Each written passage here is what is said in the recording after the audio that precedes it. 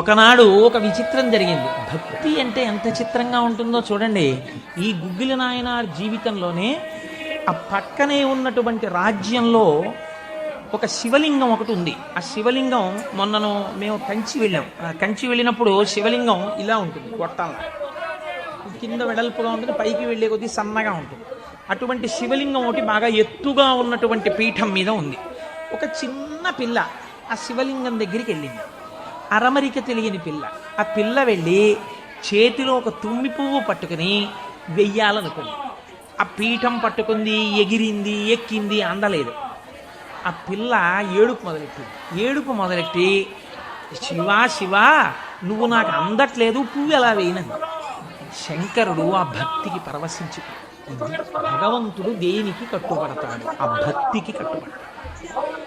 వెంటనే ఇలా ఉన్న శివలింగం ఇలా వంగిపోతే ఆ పిల్లకేం తెలుసు? శివలింగం వంగిపోయింది నా కోసం. అది చిన్నపిల్ల పొంగిపోయి తప్పట్లు కొట్టేసి కాసేపు ఆడేసి 2 పువ్వులు వేసేసి వెళ్ళిపోయింది.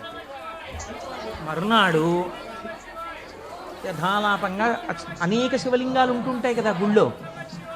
ఈ శివలింగం వంగడంలో లోపలున్న శివలింగం కూడా వంగిపోయింది.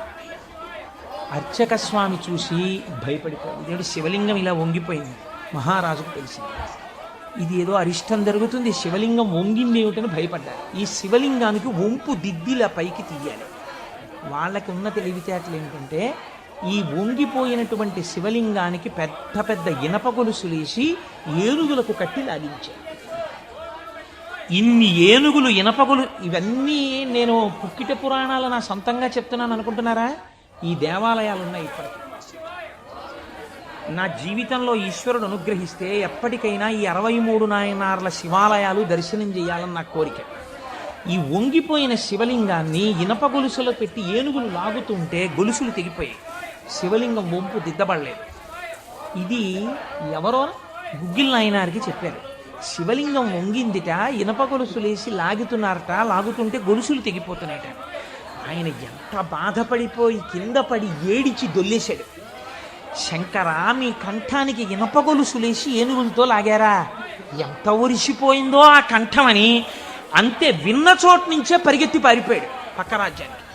పారిపోయి గుళ్ళోకి వెళ్ళి అన్నం లేదు, నీళ్లు లేవు, ఒగరుస్తూ ఒంటి నిండా చెమటలు పట్టుకుని, ఈశ్వర మీకు జరిగినటువంటి అపరాధం నా శరీరమునకు పొందేటటువంటి ఖేదంతో పోవాలని మీ వంపు దిద్దడం కాదు, మీ వంపు దిద్దడానికి మీకు ఇనప గొలుసు లేచి లాగినప్పుడు మీ కంఠం నొక్కుకుని ఉంటుంది, ఆ శిక్ష నేను అనుభవిస్తానని ఒక గొలుసు, తన మెడలో ఉన్నటువంటి గొలుసుని శివలింగపు వంపుకేసి గట్టిగా లాగాడు. తన కంఠం ఒరిసిపోయి తెగాలని.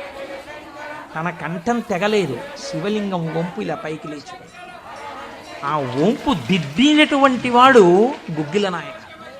ఇప్పుడు మీరు నాకు చెప్పండి, బ్రతికున్న నాళ్ళు గుగ్గిల నాయన ఏం చేశాడు డబ్బు సంపాదించడానికంటే ఎవ్వరికీ తెలియదు. ఇంట్లో పర్సులోంచి 10 రూపాయలు తీస్తే 1000 రూపాయలు మళ్ళీ ఇంకో రూపంలో వచ్చేస్తుంది. అంత చిత్రంగా ఆయన మహదైశ్వర్య సంపన్నుడై, అందుకే అంటారు శాస్త్రంలో, ఐశ్వర్యము కావాలన్నవాడు శివారాధన చెయ్యాలి. శివారాధన అపారమైన ఐశ్వర్య హేతువు.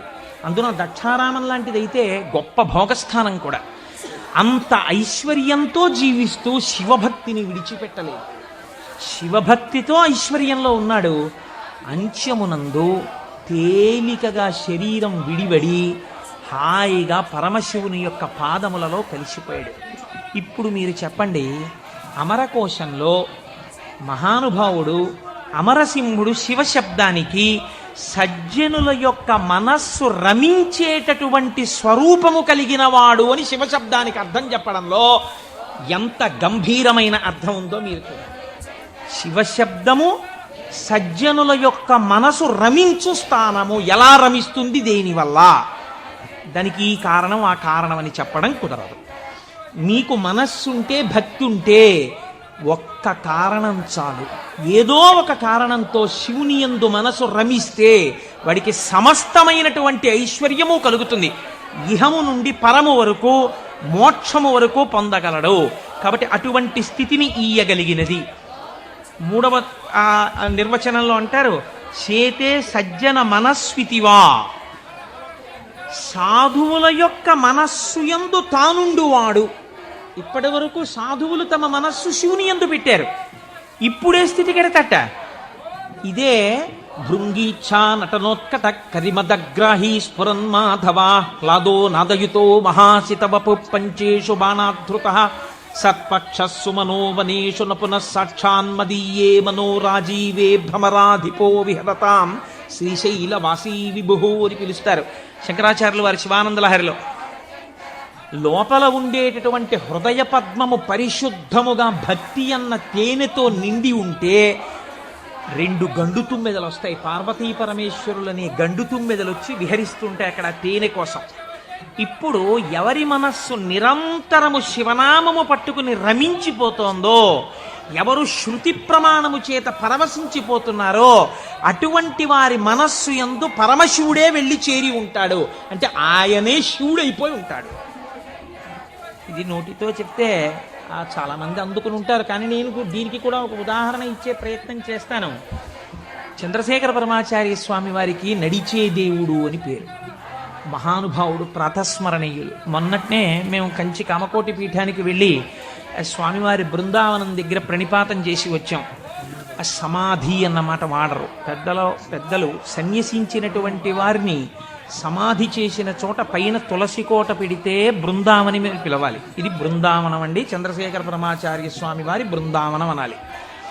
అలా కాకుండా సమాధి మీద శివలింగం ఉంటే బృందావనం అనకూడదు, అధిష్టానము అనాలి. ఇది రమణ మహర్షి యొక్క అధిష్టానం అండి అన్నారు. రమణాశ్రమంలోకి వెళ్ళారనుకోండి, మీరు ఇది రమణ మహర్షి సమాధనో రమణ మహర్షి బృందావనమనో మీరు ఉచ్చరిస్తే మీ యందు దోషం పడుతుంది. అలా అనకూడదు. ఇది రమణుల అధిష్టానము అని పిలవాలి. ఎందుకంటే దాని మీద శివలింగం ఉంటుంది కనుక. అటువంటి బృందావనం చంద్రశేఖర పరమాచార్య స్వామి వారి బృందావనం దగ్గర మేము మొన్న ప్రణిపాతం చేసి వచ్చే అదృష్టాన్ని పరమాచార్య స్వామి మాకు అనుగ్రహించారు. పరమాచార్య స్వామి ఒక మాట చెప్పుకుంటూ ఉండేవారు. ఆయన అనేవారు, నాకు ఎప్పుడైనా చీకట్లో వెడుతున్నప్పుడు ఒక విగ్రహాన్ని చూస్తే నా బాధ్యత నాకు గుర్తొస్తుందనేవారు. ఇదండి రమించడం అంటే, ఇది శివుడంటే. మామూలుగా మాట్లాడడం, ఇలా ఉపన్యాసాలు చెప్పడం గొప్ప కాదు. రమించిన హృదయంలోంచి అటువంటి మాట రావడం ఆ వ్యక్తి యొక్క స్థితిని చూపిస్తుంది.